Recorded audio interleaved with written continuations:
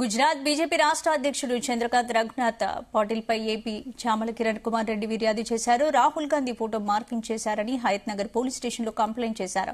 రాహుల్ గాంధీ ఫోటోను మార్ఫింగ్ చేసి కాంగ్రెస్ పార్టీ ప్రతిష్టకు భంగం కలిగించారని మండిపడ్డారు. బీజేపీ గుజరాత్ ఎక్స్ ఖాతాలో మార్ఫింగ్ ఇమేజ్ పోస్ట్ చేసి రాహుల్ గాంధీ నల్లతనం కలిగి ఉన్నారంటూ దుష్ప్రచారం చేశారని ఫిర్యాదులు పేర్కొన్నారు.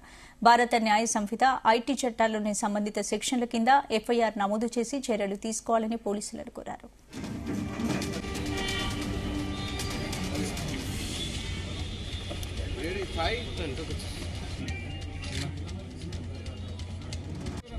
ఈరోజు హయత్ నగర్ పోలీస్ స్టేషన్లో నేను మా ఇబ్రహీంపట్నం ఎమ్మెల్యే గారు మల్రెడ్డి రంగారెడ్డి గారు ముఖ్యంగా ఈరోజు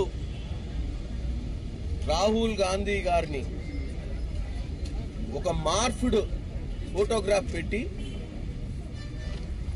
బీజేపీ గుజరాత్ అఫీషియల్ వెబ్సైట్ లా అంటే అఫీషియల్ ట్విట్టర్ హ్యాండిల్ లా ఎక్స్ హ్యాండిల్ లా కాలాధన్ కా కిస్సా హై యహీ రాహుల్ కా హిస్సా హై అని ఒక మీ అందరికి చూపిస్తున్నాం. ముఖ్యంగా ఇది దీంట్లో మీరు చూసినట్టయితే ఇది ఒక మార్ఫుడ్ పిక్చర్.